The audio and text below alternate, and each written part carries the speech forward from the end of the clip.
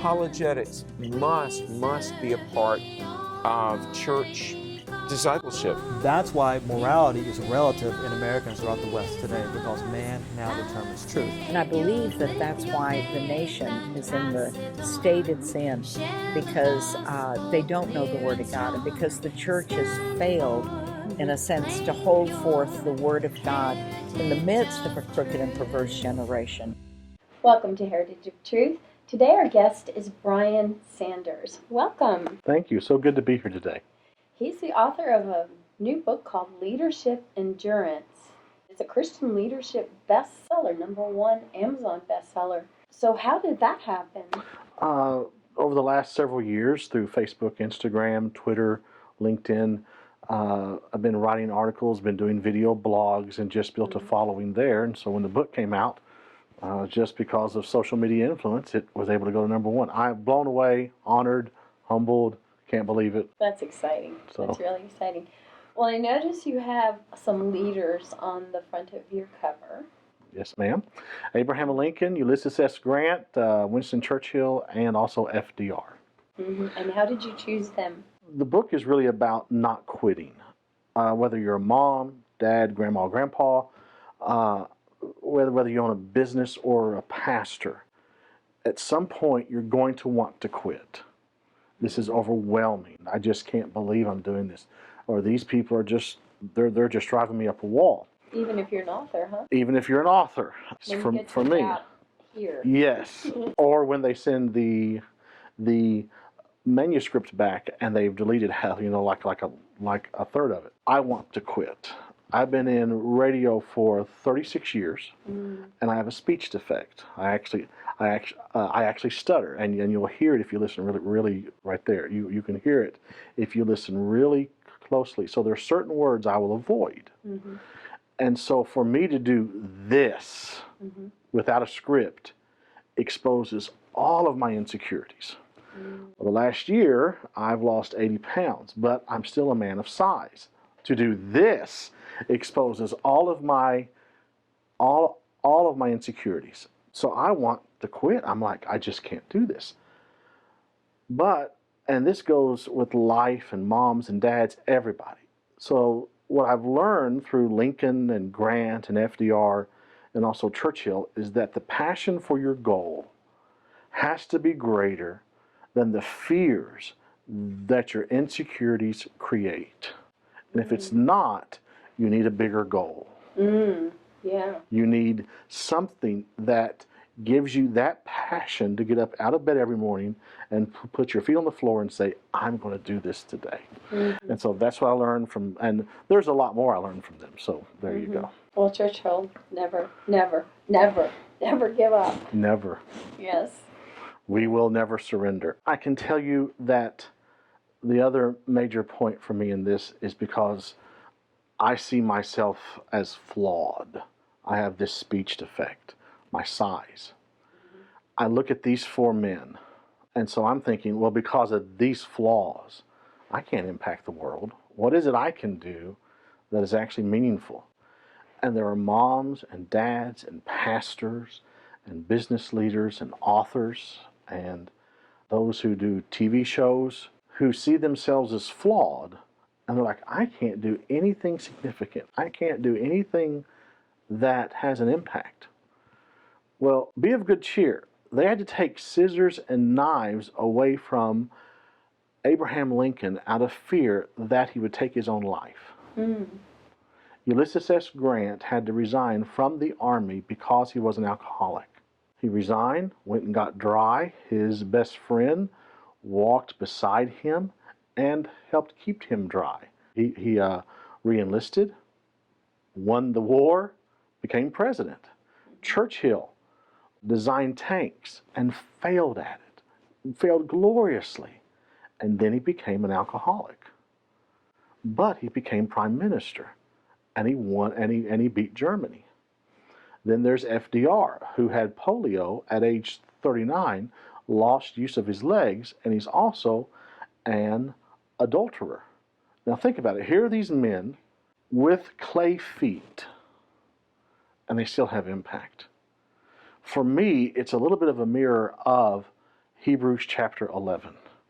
Abraham, Isaac, Jacob, Joshua, Moses, all these folks who had great impact for God, but they're all flawed. Mm-hmm. Every single one of them.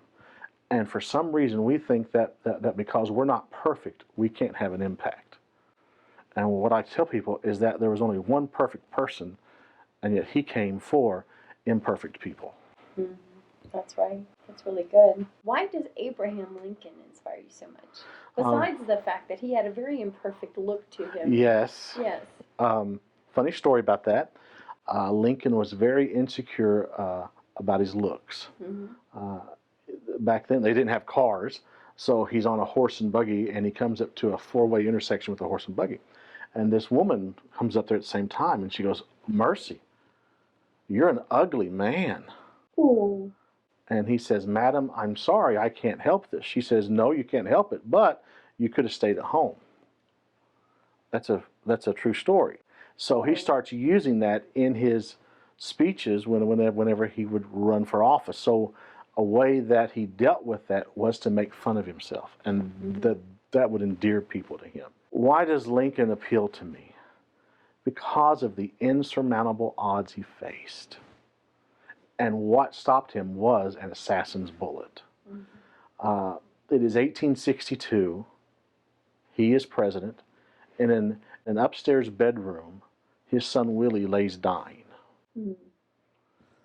as a result of typhoid fever. Across the hall, in a different bedroom, is Mary Todd, his wife. She has mental instability, and she is wailing. She is raging, and people all throughout the mansion can actually hear her. Well, when Lincoln walks from where Willie is dying to where Mary Todd is, he has to pass this grand picture window. And when he looks out at it, he sees over 10,000 Union troops. It's a reminder that there's a war, and that people are dying because of things that he believes in.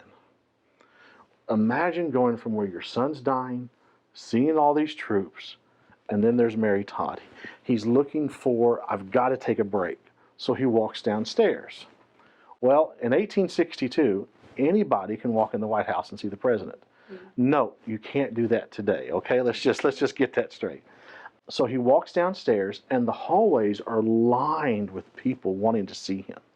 They want pardons for their sons and their fathers who have left the military, and they're scheduled to be executed. There are people who want land disputes settled, people who want jobs. So as he walks this hallway, people are yelling at him, and they are grabbing for him. So he wants to escape them, so he goes into an office, and there sits his cabinet. And they start yelling at him, "Sir, what's next? Where will we send troops? How will we fund this?" And this is my point. Has life ever felt like that for us? Probably not that bad. So you're in this place, you feel this burden. I look over there, oh, there's that. Oh, I look over here, oh, there's that. I look over there, oh, there's that. And you can't seem to find rest. How do you endure? Why didn't Lincoln quit? And so I share stories about what kept him going, about how he endured. His passion for his mission was bigger than the struggles that he faced. That's a big piece of it. 2, whenever he was a young man, he didn't believe in God. As he aged and his life beat him up, he became a believer. The gospel and life seem to have 2 effects. They either push you toward the Lord or they either push you away. So that's really what this is about, is seeing how these men endured, and then what can we learn from them so that we as well can endure. One of the things that I remember is the story of when he spoke the Gettysburg Address, and there was, I can't remember who was the other man who spoke. Well, if you hadn't asked me, I could have told you. But I think the other man spoke for about an hour. Right. And Lincoln gets up and speaks 200 and something words and is done. And everybody's just amazed the power of his words. And then that other man who spent an hour, nobody remembers it. So. Yeah. Well, it was masterful. what he said in the Gettysburg Address. And you can tell it's written from a heart that's hurting for his countrymen, and yet, a heart that has faith in God too. Yes, very, very much Yeah. so. And that's something that's the point of the book too, is that you endure by trusting that God has a plan, because God has a better track record than we do. That's for sure.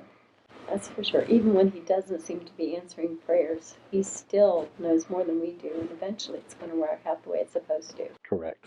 100%. That's Yeah. great. Yes, ma'am. Yeah. So, are there other leaders in the book that you talk Yes, about? ma'am. You'll read about Moses. You'll read about Aaron.